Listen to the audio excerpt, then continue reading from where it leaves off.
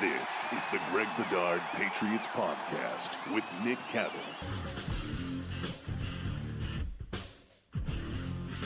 He's Greg, I'm Nick. It's the Greg Bedard Patriots Podcast with Nick Cattles, brought to you by Athletic Greens, the all-in-one nutritional insurance for your body that has over 7,000 five-star reviews. Yes, I said over 7,000 five-star reviews. Greg, let's start with the biggest story of the week with the Patriots. And, of course, I'm talking about N'Keal Harry and Harry getting traded to Chicago for a 2024 seventh-round pick. Woof, what a return for N'Keal Harry. Yes, you had the appropriate response to the return on that trade. I mean, our long regional nightmare is over. N'Keal Harry is finally gone. Of course, everybody was like, "Oh, I wanted him gone around the draft." Like, yeah, that happens when you actually have a market, when you have a marketable player who might be wanted by other people, and obviously, looking at the return, it doesn't get much worse than a seventh-round pick 2 years out. I mean, that is literally used footballs in return. And for the Patriots to get that for a player they drafted in the first round, yes, it was the last pick in the first round, is certainly disturbing and disappointing. I don't know how you feel about it, Nick, but, to me, this N'Keal Harry pick, lack of development, all that stuff, it's even more disappointing when you put it into context that, when he was drafted, they were really looking for, targets for Tom Brady and, to really, boost the offense a bit and also, keep Tom Brady happy. And, it would have been great if, N'Keal Harry was like Deion Branch, 20 years later or something like that. And obviously that didn't happen. And again, he's one of those draft picks that when you look at where the Patriots are personnel-wise and the amount of money they've had to expend at the position. I mean, look at wide receiver. I mean, last year they had to sign Nelson Aguilar and Kendrick Bourne. This year they had to trade for Devontae Parker. And that's what happens when you don't hit on, top 40, top 60 draft picks like the Patriots went through for a while. And so, disappointing in many respects. But, the one benefit is they pick up $1 million in cap space by trading him instead of releasing him. So that's great, I guess. But, yeah, certainly a disappointing everything when it came to N'Keal Harry. He never truly settled in, right? It started with the injury at the very beginning. Brady did not necessarily trust him. So he had that just off rookie season, and he just never really got settled. He never found a groove. He never found a rhythm. I don't think the Patriots necessarily used him correctly early on. Then he kind of just soured on the whole experience, it felt, and decided that he wasn't going to show up. He wasn't going to, put his all into actually trying to be a Patriot, which did not help anything. So it went off the rails really early, and neither side was able to put it back on the rails for whatever reason. Wasted pick, no doubt. And, of course, people will look at other wide receivers drafted after N'Keal Harry in that draft. I will say, heading into the draft that year, Harry was well thought of. He was not necessarily a guy that Belichick reached for. He wasn't somebody who everybody kind of the draft pundits were like, wait a minute, what the hell just happened? N'Keal Harry in the first round. He wasn't that kind of guy. He was actually well liked by a lot of people. It wasn't one of those picks that was heavily criticized or panned at the start, which just really shows us that, a lot of us and a lot of pundits that try to do that kind of thing don't really have much of an idea as to what they're talking about sometimes. And Harry he never got it. He never got it on the field. Seemed like he never got it off the field.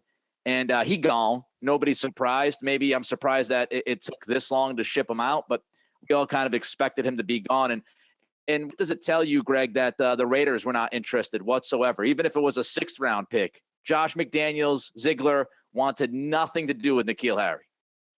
Yeah, I mean, it's not surprising, but I think that should tell you, what they thought of him internally. I mean, when you're talking about Josh McDaniels, you're talking about a guy who had the keys to the Patriots offense and, was in charge of, usage for people and he's trying to install a new system, his system in Vegas. And you would think, getting more and more Patriots players, which, they certainly have no shortage of them. But, it's not like the Raiders are like killing it at receiver outside of Devontae Adams. They could use, if N'Keal Harry was viable, you would have thought that Ziegler and McDaniels would be on board. And I think that they just wouldn't even entertain a 7th round pick 2 years out. Tells you they don't think N'Keal has a chance to do anything. Yeah, it could have been a 4th or 5th option for that team, right? I mean, you do have Adams. You've got Renfro, who was very good last year. I think McDaniels will get a lot out of Renfro out of the slot. And you've got Darren Waller, who is a really good tight end when he's healthy and out there. But, yeah, I mean, you look at the rest of that depth chart, you could argue N'Keal could have been at least a 4th guy, maybe a 5th guy, but they wanted nothing to do with him. Of course, now we also look at the Patriots depth chart at wide receiver, Greg. I don't think this affects much of anything as far as your top 4 or 5. Harry was not going to crack that. We knew it. He was as good as gone when the season was over. But now you look at receiver. Do you think anybody else could be going? Well, that's the thing. I mean, when we've had our discussions about the roster and 53, 56-man roster, we looked at receiver. And this is even before N'Keal Harry. I certainly have never had N'Keal Harry on the roster for 2022. Right. He's always been a trade release guy for me. We all knew it was going to happen. It was just a matter of when it was going to happen. And, the question is, do they still have too much? Are they still going to be in a position? Now, look, the guys that we talk about, they're all going to have value. So the longer you hold on to them into camp, they have some good film. Somebody gets an injury and they're like, oh, well, we need a veteran type receiver who we know is going to come in and be productive.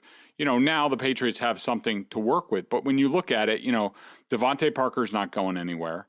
Jacoby Myers, he's a RFA. He's here for a year. But, basically my depth chart is Parker, Aguilar, Bourne, Myers, and Tyquan Thornton. That's 5 that, as of today, have to be on the roster. And 5 is a lot at receiver. I mean, it's I would say it's the midway point. The Patriots average about 4.6 receivers. That's on the normal, good old 53-man depth chart, as we've been over before.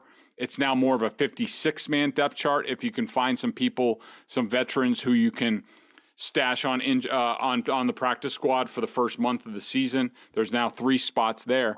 So if you assume they're going to keep the 5, if you want to keep anybody else among Ty Montgomery, Trey Nixon, Christian Wilkerson, Malcolm Perry, Lil Jordan Humphrey, if you want to keep any of those guys, now you're talking about the practice squad dance. And, I think that based on what we've seen so far, I think that Trey Nixon has a shot.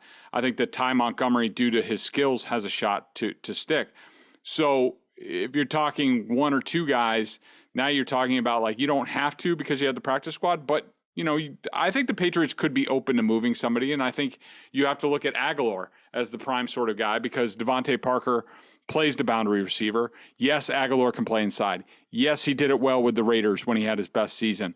But is that how the Patriots see him? Or do they want Bourne and Myers on the inside? Do they want to use the 2 tight ends more? Is there any room in the middle of the field for an Aguilar? Those are all questions that we don't have answers to, that I'm not even sure the Patriots have answers to.